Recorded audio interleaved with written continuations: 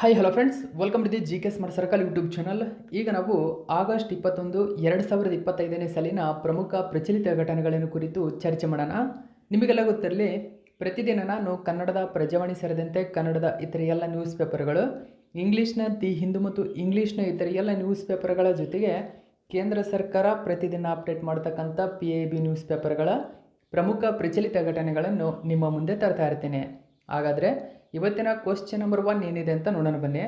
ಗಮನಿಸಿ, 1ನೇ ಕ್ವಶನ್. ಇತ್ತೀಚೆಗೆ ಸುದ್ದಿಯಲ್ಲಿರುವ ಉದ್ಯಮ ಸಖಿ ಪೋರ್ಟಲನ್ನು ಕೆಳಗಿನ ಯಾವ ಕೇಂದ್ರ ಸಚಿವಾಲಯವು ಪ್ರಾರಂಭಿಸಿದೆ? ನೋಡಿ, ಇದಕ್ಕೆ ಸರಿಯಾಗಿರ್ತಕ್ಕಂಥ ಉತ್ತರ ಆಪ್ಷನ್ ನಂಬರ್ 4, ಸೂಕ್ಷ್ಮ ಸಣ್ಣ ಮತ್ತು ಮಧ್ಯಮ ಉದ್ಯಮಗಳ ಸಚಿವಾಲಯ ಉದ್ಯಮ ಸಖಿ ಪೋರ್ಟಲನ್ನು ಪ್ರಾರಂಭಿಸಿದೆ. ಹಾಗಾದರೆ ಈ ಉದ್ಯಮ ಸಖಿ ಪೋರ್ಟಲ್ನ ಉದ್ದೇಶವೇನು? ಈ ಎಲ್ಲ ಡೀಟೇಲ್ಸನ್ನು ತಿಳ್ಕೊಳ್ಳೋಣ. ಸೂಕ್ಷ್ಮ ಸಣ್ಣ ಮತ್ತು ಉದ್ಯಮಗಳ ಸಚಿವಾಲಯ ಅಂದರೆ MSME ಸಚಿವಾಲಯ ಅಂತ ಕರೀತಾರೆ. ಈ ಸಚಿವಾಲಯವು ಪ್ರಾರಂಭಿಸಿದಂತಹ ಉದ್ಯಮ ಸಖಿ ಪೋರ್ಟಲ್ ದೇಶಾದ್ಯಂತ ಮಹಿಳಾ ಉದ್ಯಮಿಗಳು ತಮ್ಮ ವ್ಯವಹಾರಗಳನ್ನು ಪ್ರಾರಂಭಿಸಲು, ನಿರ್ಮಿಸಲು ಮತ್ತು ವಿಸ್ತರಿಸಲು ಸಹಾಯ ಮಾಡುತ್ತದೆ ಎಂದು ರಾಜ್ಯ ಸಚಿವರು ಇತ್ತೀಚೆಗೆ ರಾಜ್ಯಸಭೆಯಲ್ಲಿ ಲಿಖಿತ ಉತ್ತರಕ್ಕೆ ತಿಳಿಸಿದ್ದಾರೆ. ಹಾಗಾದರೆ ನಿಮಗೀಗ ಗೊತ್ತಾಗಿದೆ ಉದ್ಯಮ ಸಖಿ ಪೋರ್ಟಲ್ನ ಉದ್ದೇಶವೇನು. ನೋಡಿ, ಇದು ದೇಶಾದ್ಯಂತ ಮಹಿಳಾ ಉದ್ಯಮಿಗಳು ತಮ್ಮ ವ್ಯವಹಾರಗಳನ್ನು ಪ್ರಾರಂಭಿಸಲು, ನಿರ್ಮಿಸಲು, ವಿಸ್ತರಿಸಲು ಸಹಾಯ ಮಾಡುತ್ತದೆ. ಹಾಗಾದರೆ ಉದ್ಯಮ ಸಖಿ ಪೋರ್ಟಲ್ ಬಗ್ಗೆ ನೋಡಿ, MSME ವಲಯದಲ್ಲಿ ಅಸ್ತಿತ್ವದಲ್ಲಿರುವ ಅಥವಾ ನಿರೀಕ್ಷಿತ ಮಹಿಳಾ ಉದ್ಯಮಿಗಳಿಗೆ MSME ಸಚಿವಾಲಯದ ಹಣಕಾಸು ಯೋಜನೆಗಳು, ನೀತಿಗಳು ಮತ್ತು ಕಾರ್ಯಕ್ರಮಗಳ ಕುರಿತು ಮಾಹಿತಿಯನ್ನು ಒದಗಿಸಲು MSME ಸಚಿವಾಲಯ ಮಾರ್ಚ್ 2018ರಲ್ಲಿ ಈ ಉದ್ಯಮ ಸಖಿ ಪೋರ್ಟಲನ್ನು ಪ್ರಾರಂಭಿಸಿದೆ. ಹಾಗಾದರೆ ಈ ಪೋರ್ಟಲ್ ಯಾವಾಗ ಪ್ರಾರಂಭವಾಗಿದೆ, ಈ ಪೋರ್ಟಲ್ನ ಉದ್ದೇಶವೇನು, ಜೊತೆಗೆ ಈ ಪೋರ್ಟಲನ್ನು ಯಾವ ಸಚಿವಾಲಯ ಪ್ರಾರಂಭಿಸಿದೆ, ಇವೆಲ್ಲವೂ ಕೂಡ ಇಂಪಾರ್ಟೆಂಟ್ ಆಗುತ್ತೆ, ನೆನಪಿಟ್ಕೋಬೇಕು. ನೆಕ್ಸ್ಟ್ ಈಗ 2ನೇ ಕ್ವಶನ್ ನೋಡೋಣ. ಇತ್ತೀಚೆಗೆ ಸಿನ್ಸಿನಾಟಿ ಓಪನ್ 2025ರ ಪುರುಷರ ಸಿಂಗಲ್ಸ್ ಪ್ರಶಸ್ತಿಯನ್ನು ಗೆದ್ದವರು ಯಾರು? ನೋಡಿ, ಗಮನಿಸಬಹುದು, ಸಿನ್ಸಿನಾಟಿ ಓಪನ್ 2025 ಯಾರು ಗೆದ್ದಿದ್ದಾರೆ ಅಂತ ಕೇಳಿದ್ರೆ ಕಾರ್ಲೋಸ್ ಅಲ್ಕರಾಜ್. ಸೊ ಅವರ ವೃತ್ತಿ ಜೀವನದ ಮೊಟ್ಟ ಮೊದಲ ಪ್ರಶಸ್ತಿಯನ್ನು ಅಂದರೆ ಸಿನ್ಸಿನಾಟಿ ಓಪನ್ನಲ್ಲಿ ಗೆದ್ದುಕೊಂಡಿದ್ದಾರೆ. ಸೊ ಇದರ ಹೆಚ್ಚಿನ ಡೀಟೇಲ್ಸ್ ನಾವೇನಿದೆ ಅಂತ ನೋಡೋಣ. ನೋಡಿ, ಕಾರ್ಲೋಸ್ ಅಲ್ಕರಾಜ್ ತಮ್ಮ ವೃತ್ತಿ ಜೀವನದ ಮೊಟ್ಟ ಮೊದಲ ಸಿನ್ಸಿನಾಟಿ ಓಪನ್ 2025 ಪ್ರಶಸ್ತಿಯನ್ನು ಗೆದ್ದುಕೊಂಡಿದ್ದಾರೆ. ಅಂದರೆ ಟೆನ್ನಿಸ್ನಲ್ಲಿ ವಿಶ್ವದ 2ನೇ ನಂಬರ್ 1 ಆಟಗಾರ ಆಗಿರತಕ್ಕಂಥ ಕಾರ್ಲೋಸ್ ಅಲ್ಕರಾಜ್ ಓಯೋದಲ್ಲಿ ನಡೆದಂತಹ ಮೊಟ್ಟ ಮೊದಲ ಸಿನ್ಸಿನಾಟಿ ಓಪನ್ ಪ್ರಶಸ್ತಿಯನ್ನು ಗೆದ್ದರು.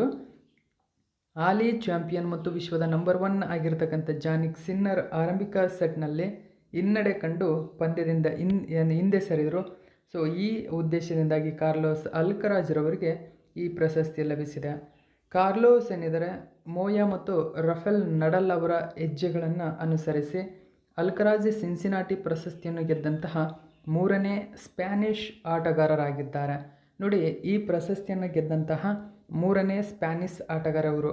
ಹಾಗಾದರೆ ಮಹಿಳಾ ಸಿನ್ಸಿನಾಟಿ ಸಿಂಗಲ್ಸ್ ಪ್ರಶಸ್ತಿಯನ್ನು ಗೆದ್ದಂಥವರು ಈಗ ಸ್ವೆಟೆಕ್, ಇದು ನೆನಪಿಡಬೇಕು. ನೋಡಿ, ಮಹಿಳೆಯರ ಸಿಂಗಲ್ಸ್ ಪ್ರಶಸ್ತಿಯನ್ನು ಗೆದ್ದಂಥವರು ಈಗ ಸ್ವೆಟೆಕ್ ಆಗಿದ್ದಾರೆ. ಓಕೆನಾ. ಪುರುಷರ ಡಬಲ್ಸ್ನಲ್ಲಿ ರಾಜೀವ್ ರಾಮ್ USA ಮತ್ತು ನಿಕೋಲಾ ಮೆಕ್ವಿಕ್ ಅಂತ ಕರಿತೇವೆ. ಮಹಿಳೆಯರ ಡಬಲ್ಸ್ನಲ್ಲಿ ಗೇಬ್ರಿಯೆಲಾ ಡರ್ಬೋಗ್ಸ್ಕಿ, ಸೊ ಜೊತೆಗೆ ಎರಿನ್ ಕೌಟ್ಲಿಫ್ ನ್ಯೂಜಿಲ್ಯಾಂಡ್ನವರು. ಸೊ ಕೆನಡಾ ಮತ್ತು ನ್ಯೂಜಿಲ್ಯಾಂಡ್ ಮಹಿಳೆಯರ ಡಬಲ್ಸ್, ಪುರುಷರ ಡಬಲ್ಸ್, ಇವು ಕೂಡ ನೆನಪಿರಬೇಕು ನಿಮಗೆ. ಇದು 2ನೇ ಕ್ವಶನ್ನ ಪೂರ್ಣ ಮಾಹಿತಿ. ಇನ್ನು ನಾವು 3ನೇ ಕ್ವಶನ್ ನೋಡೋಣ. ಇತ್ತೀಚೆಗೆ ಸುದ್ದಿಯಲ್ಲಿರುವ ಸಕುರಾ ವಿಜ್ಞಾನ ಕಾರ್ಯಕ್ರಮದ ಕುರಿತು ಈ ಕೆಳಗಿನ ಹೇಳಿಕೆಗಳನ್ನು ಪರಿಗಣಿಸಿ ಸೊ ಸರಿಯಾದ ಉತ್ತರವನ್ನು ಆಯ್ಕೆ ಮಾಡಿದೆ. ನೋಡಿ, ಸಕುರಾ ವಿಜ್ಞಾನ ಕಾರ್ಯಕ್ರಮ, ಹಾಗಾದರೆ ಏನಿದು ಕಾರ್ಯಕ್ರಮ? ಸೊ 1ನೇ ಹೇಳಿಕೆ ಗಮನಿಸಿ, ಇದು ಯುವಕರಲ್ಲಿ ವೈಜ್ಞಾನಿಕ ಕುತೂಹಲವನ್ನು ವಿಸ್ತರಿಸುವ ಮತ್ತು ಅಂತಾರಾಷ್ಟ್ರೀಯ ಸಹಯೋಗವನ್ನು ಪ್ರೋತ್ಸಾಹಿಸುವ ಗುರಿಯನ್ನು ಹೊಂದಿದೆ. ಸೊ 2ನೇ ನೋಡಿ, ಇದು ಜಪಾನ್ ವಿಜ್ಞಾನ ಮತ್ತು ತಂತ್ರಜ್ಞಾನ ಸಂಸ್ಥೆಯಿಂದ ಜಾರಿಗೊಳಿಸಲಾದಂತಹ ಪ್ರತಿಷ್ಠಿತ ಜಪಾನ್ ಏಷ್ಯಾ ಯುವ ವಿನಿಮಯ ಕಾರ್ಯಕ್ರಮವಾಗಿದೆ. ಹಾಗಾದರೆ ಮೇಲಿನ ಹೇಳಿಕೆಗಳಲ್ಲಿ ಯಾವುದು ಸರಿ? ಸೊ ಮೇಲಿನ ಹೇಳಿಕೆಗಳಲ್ಲಿ 2 ಹೇಳಿಕೆ ಸರಿಯಾಗಿದೆ. ಸೊ ಇದು ಇಂಪಾರ್ಟೆಂಟ್ ಆಗುತ್ತೆ ನೋಡಿ. ಹಾಗಾದರೆ ಭಾರತದ ಸರ್ಕಾರಿ ಶಾಲೆಗಳ 34 ವಿದ್ಯಾರ್ಥಿಗಳ ಗುಂಪು ಸಕುರಾ ವಿಜ್ಞಾನ ಕಾರ್ಯಕ್ರಮ 2025ರ ಅಡಿಯಲ್ಲಿ ಜಪಾನ್ಗೆ ಭೇಟಿ ನೀಡಿದೆ. ಹಾಗಾದರೆ ನೋಡಿ, ಈ ತರಹದ ಪಾಯಿಂಟ್ಗಳು ನಿಮಗೆ ತುಂಬಾ ಇಂಪಾರ್ಟೆಂಟ್ ಆಗುತ್ತೆ ಎಕ್ಸಾಮ್ಗೆ. ಸಕುರಾ ವಿಜ್ಞಾನ ಕಾರ್ಯಕ್ರಮ ಜಪಾನ್ ಆಯೋಜನೆ ಮಾಡುತ್ತೆ. ಜೊತೆಗೆ ಇದು ಯಾವ ಉದ್ದೇಶವನ್ನು ಹೊಂದಿದೆ? ವಿಜ್ಞಾನಕ್ಕೆ ಸಂಬಂಧಪಟ್ಟಂತಹ ಕಾರ್ಯಕ್ರಮಗಳು, ತಂತ್ರಜ್ಞಾನಗಳನ್ನು ಏರ್ಪಡಿಸುತ್ತದೆ. ಸೊ 34 ಭಾರತೀಯ ಪ್ರತಿಷ್ಠಿತ ವಿದ್ಯಾರ್ಥಿಗಳು ಇಲ್ಲಿ ಭೇಟಿ ನೀಡಿದ್ದಾರೆ. ಇದು ವಿಜ್ಞಾನದಲ್ಲಿ ಪ್ರತಿಷ್ಠಿತ ಜಪಾನ್ ಏಷ್ಯಾ ಯುವ ವಿನಿಮಯ ಕಾರ್ಯಕ್ರಮವಾಗಿದ್ದು, ಇದನ್ನು ಸಕುರಾ ವಿಜ್ಞಾನ ಕಾರ್ಯಕ್ರಮ ಎಂದು ಕರೆಯಲಾಗುತ್ತದೆ. ಸೊ ಇದನ್ನು 2014ರಲ್ಲಿ ಜಾಗತಿಕವಾಗಿ ಪ್ರಾರಂಭಿಸಲಾಗಿದೆ. ಇದು ಯುವಕರಲ್ಲಿ ವೈಜ್ಞಾನಿಕ ಕುತೂಹಲವನ್ನು ವಿಸ್ತರಿಸುವ ಮತ್ತು ಅಂತಾರಾಷ್ಟ್ರೀಯ ಸಹಯೋಗವನ್ನು ಉತ್ತೇಜಿಸುವ ಗುರಿಯನ್ನು ಹೊಂದಿದೆ. ಭಾರತವು 2016ರಲ್ಲಿ ಸಕುರಾ ಕಾರ್ಯಕ್ರಮಕ್ಕೆ ಸೇರಿತು. ಇದನ್ನು ಜಪಾನ್ ವಿಜ್ಞಾನ ಮತ್ತು ತಂತ್ರಜ್ಞಾನ ಸಂಸ್ಥೆ ಅಂದರೆ JST ಕಾರ್ಯಗತಗೊಳಿಸುತ್ತದೆ. ಈ ಉಪಕ್ರಮವು ಯುವ ಕಲಿಯುವವರಿಗೆ ಅತ್ಯಾಧುನಿಕ ವಿಜ್ಞಾನವನ್ನು ಅನ್ವೇಷಿಸಲು ಮತ್ತು ಜಪಾನೀಸ್ ಸಂಸ್ಕೃತಿಯಲ್ಲಿ ತಮ್ಮನ್ನು ತಾವು ತೊಡಗಿಸಿಕೊಳ್ಳಲು ಅವಕಾಶವನ್ನು ನೀಡುತ್ತದೆ. ಈ ಕಾರ್ಯಕ್ರಮದಡಿ ಜಪಾನ್ಗೆ ಅಲ್ಪಾವಧಿಯ ಭೇಟಿಗಾಗಿ ವಿದ್ಯಾರ್ಥಿಗಳನ್ನು ಆಹ್ವಾನಿಸಲಾಗುತ್ತದೆ. ಇದು ಅವರಿಗೆ ಜಪಾನ್ನ ಅತ್ಯಾಧುನಿಕ ವಿಜ್ಞಾನ ಮತ್ತು ತಂತ್ರಜ್ಞಾನ ಹಾಗೂ ಅದರ ಶ್ರೀಮಂತ ಸಂಸ್ಕೃತಿಯನ್ನು ಅನುಭವಿಸಲು ಅವಕಾಶವನ್ನು ಒದಗಿಸುತ್ತದೆ. ಅಂದರೆ ಇದರ ಫುಲ್ ಡೀಟೇಲ್ಸ್ ಏನು ಅಂತ ನಿಮಗೀಗ ಗೊತ್ತಾಗಿದೆ. ಸೊ ಇದು ಕೂಡ ನೆನಪಿರಲಿ. ನೆಕ್ಸ್ಟ್ ನಾವು 4ನೇ ಕ್ವಶನ್ ಏನಿದೆ ಅಂತ ನೋಡೋಣ. ಇತ್ತೀಚೆಗೆ ಕೆಳಗಿನ ಯಾರು 2025ರ ಪ್ರತಿಷ್ಠಿತ ಮಿಸ್ ಯೂನಿವರ್ಸ್ ಇಂಡಿಯಾ ಪ್ರಶಸ್ತಿಯನ್ನು ಗೆದ್ದಿದ್ದಾರೆ? ಸೊ ಸರಿಯಾದಂಥ ಉತ್ತರ Manika Vishwakarma. Okay, option number 2 ಸರಿಯಾಗಿದೆ. ಮಣಿಕಾ ವಿಶ್ವಕರ್ಮರವರು ಏನಿದ್ದಾರೆ, ಇವರು ಮಿಸ್ ಯೂನಿವರ್ಸ್ ಇಂಡಿಯಾ 2025 ಪ್ರಶಸ್ತಿಯನ್ನು ತಮ್ಮದಾಗಿಸಿಕೊಂಡಿದ್ದಾರೆ. ಸೊ ಈ ಮೂಲಕ ಇವರು ವರ್ಲ್ಡ್ ಮಿಸ್ ಯೂನಿವರ್ಸಿಗೆ ಪಾರ್ಟಿಸಿಪೇಟ್ ಮಾಡಲು ಅರ್ಹತೆಯನ್ನು ಪಡೆದುಕೊಂಡಿದ್ದಾರೆ. ನೋಡಿ, ರಾಜಸ್ಥಾನದವರು, ಇದು ನೆನಪಿರಬೇಕು. ರಾಜಸ್ಥಾನದ ಮಣಿಕಾ ವಿಶ್ವಕರ್ಮ ಅವರು ಆಗಸ್ಟ್ 18, 2025ರಂದು ಮಿಸ್ ಯೂನಿವರ್ಸ್ ಇಂಡಿಯಾ 2025 ವಿಜೇತರಾಗಿ ತಮ್ಮ ಕಿರೀಟವನ್ನು ಅಲಂಕರಿಸಿದರು. ರಾಜಸ್ಥಾನದ ಜೈಪುರದಲ್ಲಿ ನಡೆದಂತಹ ಭವ್ಯ ಸಮಾರಂಭದಲ್ಲಿ 2024ರ ಮಿಸ್ ಯೂನಿವರ್ಸ್ ಇಂಡಿಯಾ ಆಗಿದ್ದಂತಹ ರಿಯಾ ಸಿನ್ಹಾ ಅವರು ತಮ್ಮ ಉತ್ತರಾಧಿಕಾರಿಗೆ ಕಿರೀಟವನ್ನು ಧರಿಸಿದರು. ಜೈಪುರದಲ್ಲಿ ನಡೆದಂತಹ ಅದ್ದೂರಿ ಕಾರ್ಯಕ್ರಮದಲ್ಲಿ ರಾಜಸ್ಥಾನದ ಗಂಗಾನಗರದ ಮಾಡೆಲ್ ಮಣಿಕಾ ವಿಶ್ವಕರ್ಮ ಅವರಿಗೆ ನಿರ್ಗಮಿತ ಮಿಸ್ ಯೂನಿವರ್ಸ್ ಇಂಡಿಯಾ ರಿಯಾ ಸಿನ್ಹಾ ಇವರು ಕಿರೀಟವನ್ನು ತೊಡಿಸಿದರು. ಈ ಗೆಲುವಿನೊಂದಿಗೆ ಮಣಿಕಾ ಈ ವರ್ಷದ ಕೊನೆಯಲ್ಲಿ ಥೈಲ್ಯಾಂಡ್ನಲ್ಲಿ ನಡೆಯಲಿರುವ 74ನೇ ಮಿಸ್ ಯೂನಿವರ್ಸ್ ಸ್ಪರ್ಧೆಯಲ್ಲಿ ಭಾರತವನ್ನು ಪ್ರತಿನಿಧಿಸಲಿದ್ದಾರೆ. ಇದನ್ನು ನೀವು ಗಮನಿಸಬೇಕು. 2074ನೇ ಮಿಸ್ ಯೂನಿವರ್ಸ್ ಸ್ಪರ್ಧೆಯಲ್ಲಿ ಭಾರತವನ್ನು ಮಣಿಕಾ ಭಾಗವಹಿಸಲಿದ್ದಾರೆ ಎಂಬುದು ನೆನಪಿರಬೇಕು. ಇನ್ನು ಭಾರತ ಮತ್ತು ವಿಶ್ವ ಸುಂದರಿ ಪರಂಪರೆ ನಾವು ನೋಡೋದಾದರೆ ನೋಡಿ, ಸುಸ್ಮಿತಾ ಸೇನ್ 1994ರಲ್ಲಿ ಮಿಸ್ ಯೂನಿವರ್ಸ್ ಗೆದ್ದ ಮೊಟ್ಟ ಮೊದಲ ಭಾರತೀಯರು. ಲಾರಾ ದತ್ತಾ 2ನೇ ಭಾರತೀಯ ಸುಂದರಿಯಾಗಿದ್ದಾರೆ. ಇನ್ನು ಹರ್ನಾಜ್ ಸಂಧು 2021, 2 ದಶಕಗಳ ನಂತರ ಭಾರತಕ್ಕೆ 3ನೇ ಒಂದು ಕಿರೀಟವನ್ನು ಮಿಸ್ ಯೂನಿವರ್ಸಲ್ಲಿ ಇವರು ತಂದು ಕೊಡ್ತಾರೆ. ನೋಡಿ, ಸುಸ್ಮಿತಾ ಸೇನ್, ಲಾರಾ ದತ್ತಾ, ಹರ್ನಾಜ್ ಸಂಧು ಇವರು 3 ಪಡ್ಕೊಂಡಿದ್ದಾರೆ. ಇನ್ನು ನಾವು ಮಿಸ್ ವರ್ಲ್ಡ್ ಬಗ್ಗೆ ನೋಡೋಣ. ಈಗ ಮೇಲೆ ನೋಡಿದಂಥ Miss Universe. Okay, Sushmita Sen, Lara Dutta, Harnaaz Sandhu Miss Universe ಪ್ರಶಸ್ತಿಯನ್ನು ಗೆದ್ದುಕೊಂಡಿದ್ದಾರೆ ಇವರು 3. ಓಕೆ, ಈಗ ಮಣಿಕಾ ವಿಶ್ವಕರ್ಮ ಅವರು ಮಿಸ್ ಯೂನಿವರ್ಸ್ ಇಂಡಿಯಾ ಆಗಿದ್ದಾರೆ, ಇದು ನೆನಪಿರಬೇಕು. ಇವರು ಮಿಸ್ ಯೂನಿವರ್ಸ್ ಇವರು 3. ಓಕೆ, ಇನ್ನು ಮಿಸ್ ವರ್ಲ್ಡ್ 2025 ಬಗ್ಗೆ ನಾವು ನೋಡೋದಾದರೆ ತೆಲಂಗಾಣದ ಹೈದರಾಬಾದ್ನಲ್ಲಿ ನಡೆದಂಥ ಒಂದು ಕಾರ್ಯಕ್ರಮ ಇದು. ತೆಲಂಗಾಣದ ಹೈದರಾಬಾದ್ನಲ್ಲಿರ್ತಕ್ಕಂಥ ಐಟೆಕ್ಸ್ ಪ್ರದರ್ಶನ ಕೇಂದ್ರದಲ್ಲಿ ಮೇ 31, 2025ರಂದು 72ನೇ ಮಿಸ್ ವರ್ಲ್ಡ್ನ ಗ್ರ್ಯಾಂಡ್ ಫಿನಾಲೆಯಲ್ಲಿ ಮಿಸ್ ಥೈಲ್ಯಾಂಡ್ ಓಪಲ್, ನೋಡಿ ಈ ಒಂದು ಓಪಲ್ ಸುಚಾಟ ಅಂತ ಕರಿತೀವಿ, ಇವರು ಮಿಸ್ ವರ್ಲ್ಡ್ ಕಿರೀಟವನ್ನು ಅಲಂಕರಿಸ್ತಾರೆ. ಈ ವರ್ಷ ಮಿಸ್ ವರ್ಲ್ಡ್ ಎಲ್ಲಿ ನಡೀತು ಅಂತ ಕೇಳಿದರೆ ನಮ್ಮ ತೆಲಂಗಾಣದ ಹೈದರಾಬಾದ್ನಲ್ಲಿ ನಡೆದಿತ್ತು. ಇದು 72ನೇ ಆವೃತ್ತಿಯಾಗಿತ್ತು. ಈ ಗ್ರ್ಯಾಂಡ್ ಫಿನಾಲೆಯಲ್ಲಿ ಥೈಲ್ಯಾಂಡಿನ ಸುಚಾಟ ಅಂದರೆ ಓಪಲ್ ಸುಚಾಟ ಏನಿದ್ದಾರೆ ಇವರು ಚಾಂಪಿಯನ್ ಕಿರೀಟವನ್ನು ಅಲಂಕರಿಸ್ತಾರೆ. ಇದು ತುಂಬಾ ಇಂಪಾರ್ಟೆಂಟು, ಪ್ರಚಲಿತ ಘಟನೆ, ಇದು ಕೂಡ ನೆನಪಿರಲಿ ನಿಮಗೆ. ಹಾಗಾದರೆ ಇಂಡಿಯಾಸ್ ಫಸ್ಟ್ ವಿಶ್ವ ಸುಂದರಿಯರು ಯಾರ್ಯಾರು ಎಲ್ಲ ಡೀಟೇಲ್ಸನ್ನು ನೋಡೋಣ. ಮೊದಲ ನೋಡಿ, ವಿಶ್ವ ಸುಂದರಿ ಸ್ಪರ್ಧೆ 1951ರಲ್ಲಿ ಇಂಗ್ಲೆಂಡಿನಲ್ಲಿ ಜರುಗಿತು.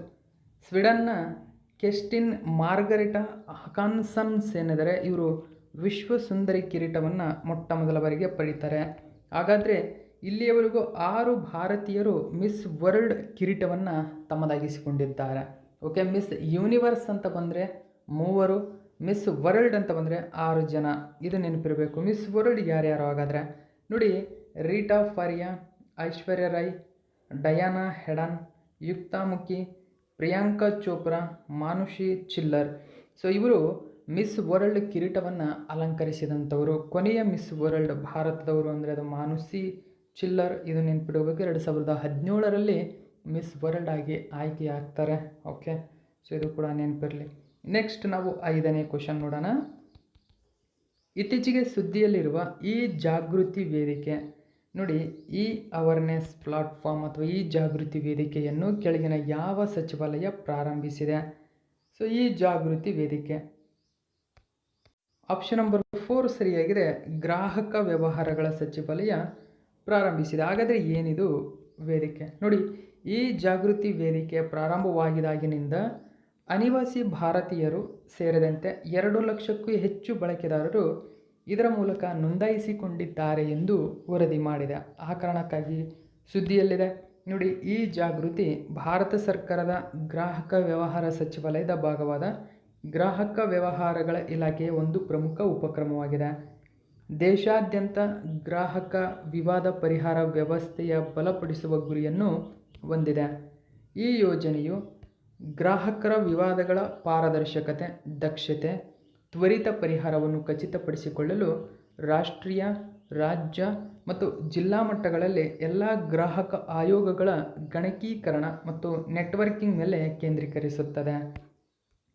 ಈ ಜಾಗೃತಿ ವೇದಿಕೆಯ ವೈಶಿಷ್ಟ್ಯಗಳು: ಈ ಜಾಗೃತಿ ಗ್ರಾಹಕರು ದೂರುಗಳನ್ನು ಸಲ್ಲಿಸಲು, ಪ್ರಕರಣದ ಸ್ಥಿತಿಗತಿಗಳನ್ನು ಟ್ರ್ಯಾಕ್ ಮಾಡಲು, ತೀರ್ಪುಗಳನ್ನು ಆನ್ಲೈನ್ನಲ್ಲಿ ಪ್ರವೇಶಿಸಲು ಅನುವು ಮಾಡಿಕೊಡುತ್ತದೆ. ಸೊ ನೋಡಿ, ಯಾವ್ಯಾವುದಕ್ಕೆ ಇದು ಅನುವು ಮಾಡಿಕೊಡುತ್ತದೆ ಅಂತ ನಿಮಗೀಗ ಗೊತ್ತಾಗಿದೆ. ಗ್ರಾಹಕ ಆಯೋಗಗಳನ್ನು ಡಿಜಿಟಲೀಕರಣಗೊಳಿಸುವಲ್ಲಿ ಮತ್ತು ಕಾನೂನು ಸಹಕಾರಗಳಿಗೆ ಅಂದರೆ ಪರಿಹಾರಗಳಿಗೆ ಸುಲಭ ಪ್ರವೇಶವನ್ನು ಒದಗಿಸುವ ಮೂಲಕ ನಾಗರಿಕರನ್ನು ಸಬಲೀಕರಣಗೊಳಿಸುವಲ್ಲಿ ವೇದಿಕೆಯು ಪ್ರಮುಖ ಪಾತ್ರವನ್ನು ವಹಿಸುತ್ತದೆ. ಓಕೆ, 5ನೇ ಕ್ವಶನ್ನ ಪೂರ್ಣ ಮಾಹಿತಿ. ಈಗ ನಾವು 6ನೇ ಕ್ವಶನ್ ನೋಡೋಣ. ಸೊ ಇಂಪಾರ್ಟೆಂಟ್ ಆಗುತ್ತೆ ಈ ಕ್ವಶನ್. ಇತ್ತೀಚೆಗೆ ಕೆಳಗಿನ ಯಾವ ಲೋಕೋಮೋಟಿವ್ ಏನಿದೆ, ಲೋಕೋಮೋಟಿವ್ ಭಾರತದ ಮೊಟ್ಟ ಮೊದಲ ರೈಲ್ವೆ ಹಳಿಗಳ ನಡುವೆ ಸೌರ ಫಲಕಗಳನ್ನು ಸ್ಥಾಪಿಸಿತು? ಸೊ ಸರಿಯಾದಂಥ ಉತ್ತರ ಬನಾರಸ್ ಲೋಕೋಮೋಟಿವ್ ವರ್ಕ್ಸ್, ವಾರಣಾಸಿ. ನೋಡಿ, ವಾರಣಾಸಿಯಲ್ಲಿರ್ತಕ್ಕಂಥ ಬನಾರಸ್ ಲೋಕೋಮೋಟಿವ್ ವರ್ಕ್ಸ್ ಏನಿದೆ ಇದು ರೈಲ್ವೆ ಹಳಿಗಳ ನಡುವೆ ಸೌರ ಫಲಕಗಳನ್ನು ಸ್ಥಾಪಿಸಿದೆ. ನೋಡಿ, ರೈಲ್ವೆ ಹಳಿಗಳು ಏನಿದ್ದಾವೆ ಅದರ ನಡುವೆ ಸೌರ ಫಲಕಗಳನ್ನು ಅಂದರೆ ನಾವು ಊರುಗಳಲ್ಲಿ ನೋಡ್ತೀವಿ ಸೌರ ಫಲಕಗಳು, ಸಾವಿರಾರು ಹೆಕ್ಟರಲ್ಲಿ ಇದನ್ನು ನಿರ್ಮಾಣ ಮಾಡಿರ್ತಾರೆ. ಓಕೆ, ಸೊ ಹಲವಾರು ಅಂದರೆ ನಾವು ಮನೆಯ ಮೇಲ್ಛಾವಣಿ ಮೇಲೆಯೂ ಕೂಡ ಸೌರ ಫಲಕಗಳನ್ನು ಅಳವಡಿಸಿಕೊಂಡಿರ್ತೀವಿ. ಸೊ ಹೀಗೆ ರೈಲ್ವೆ ಹಳಿಗಳ ನಡುವೆ ಸೌರ ಫಲಕಗಳನ್ನು ಅಳವಡಿಸಿದಂತಹ ಮೊಟ್ಟ ಮೊದಲ ನಗರ ಯಾವುದು ಅಂತ ಕೇಳಿದರೆ ಅದು ವಾರಣಾಸಿ ಅಂತ ನೀವು ಹಾಕಬೇಕಾಗುತ್ತೆ. ಕೆಲವೊಂದು ಸರಿ ಬನಾರಸ್ ಅಂತಲೂ ಕೂಡ ಕೊಡಬಹುದು. ಓಕೆ, ಸೊ ಇಲ್ಲಿ Banaras locomotive works. Okay, so ಇದು ರೈಲ್ವೆ ಹಳಿಗಳ ನಡುವೆ ಸೌರ ಫಲಕಗಳನ್ನು ಸ್ಥಾಪಿಸಿದೆ.